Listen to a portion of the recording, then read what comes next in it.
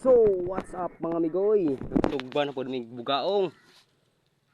Karon na naman yung nakuha migoy, kaya nagpahubas mi dira sa ubos, sa baybay. So, manyod to meron migoy, kay gutom na kayo. Ikan pa may gabi na bagyuhan. Lisod kining managatay ta kay ulan init, bagyo ato sa kubangon para lang mabuhi atong pamilya. So, galaway-langoy taon may gabi nag-alsa sa mo pahubas mga migoy no.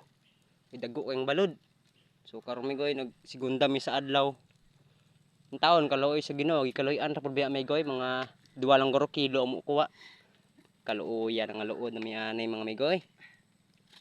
So perting paning kamot ko kauban migoy, ang anak anay 5 ka buok. Gadurimi in taon. 2 ka buok asawa. 2 ka buok asawa migoy, giipon sa isa ka balay. So mo ning perting paning kamot niya.